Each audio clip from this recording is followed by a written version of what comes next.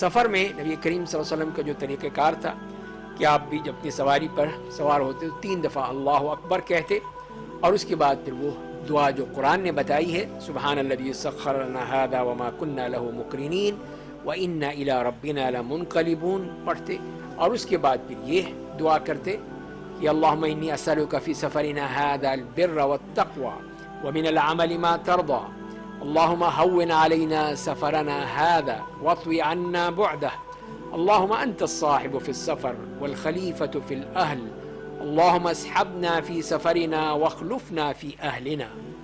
اور جب واپس لوٹتے تو کے بارے میں آپ نے فرمایا کہ یہ بھی کہو اور یہ بھی کہو کہ آئبون تائبون عابدون لربنا حامدون. تو یہ نبی کریم صلی اللہ علیہ وسلم سے ثابت ہے. اسی طرح یہ بھی ہے کہ جب سفر میں آپ جاتے تو یہ کہا کرتے تھے کہ اللہم انی اعوذ بک من وعثاء السفر وکآبۃ المنقلب ومن الحور بعد الکور ومن دعوۃ المظلوم ومن سوء المنظر فی الاہل والمال.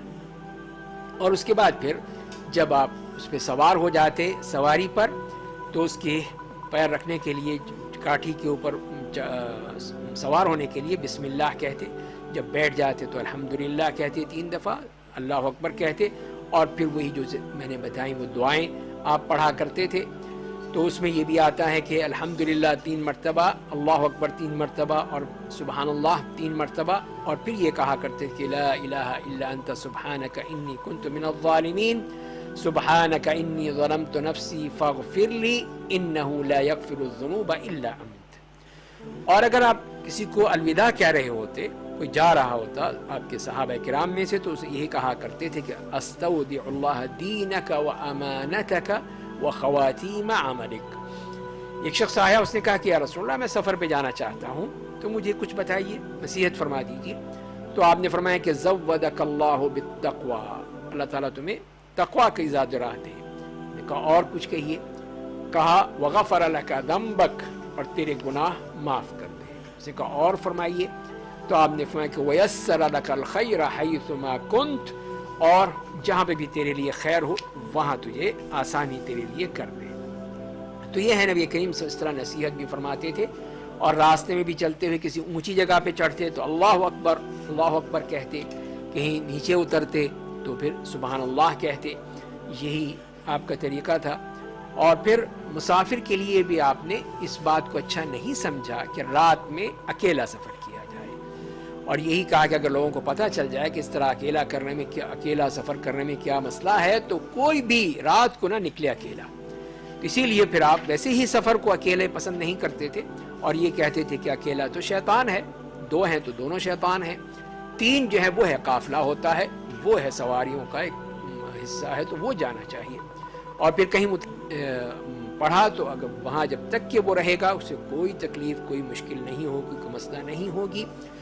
اور کہیں سفر میں رات آ جاتی تو وہاں پر یہ کہا کرتے تھے کہ یا ارض ربی و ربک اللہ اعوذ باللہ من شرک و شر ما فیک و شر ما خلق فیک و شر ما دب الیک اعوذ باللہ من شر کل اسد و اسود و حیت و عقرب ومن شر ساکن البلد ومن شر والد وما ولد. اس طرح تھا کہ کوئی بھی ایسی چیز ہے جو مضر ہے ان سب سے آپ اللہ کی تو اسی طرح پھر آپ نے خواتین کو اکیلے سفر کرنے سے منع فرمایا کہ بغیر محرم کے وہ سفر کریں. اور یہی آپ نے کہا کہ چاہے وہ چھوٹا سفر ہو یا بڑا ہو اکیلے سفر نہ کرے جب تک کہ اس کے ساتھ محرم ہو. تو اسی کے لیے آپ نے تاکید کی. حتیٰ کہ ایک صحابی نے جنہوں نے جہاد فی سبیل اللہ کا ارادہ کیا تھا لیکن ان کی اہلیہ جا رہی تھی حج کے لیے، تو آپ نے فرمایا کہ نہیں جاؤ، اپنی بیوی کے ساتھ جاؤ، جا کے حج کرو. تو یہ آپ صلی اللہ علیہ وسلم کا طریقہ.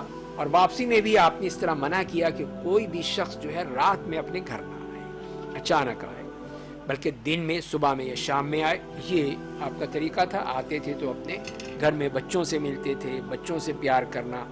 جیسے کہ عبداللہ ابن جعفر کہتے ہیں کہ سفر سے میں آیا اور پھر میں یا نبی کریم صلی اللہ علیہ وسلم کو دیکھا تو فوراً مجھے اپنے ساتھ بٹھا لیا، یا پھر حسن اور حسین رضی اللہ تعالیٰ عنہما سے کوئی ملتا ان کو فوراً بٹھا لیتے تھے اپنے ساتھ.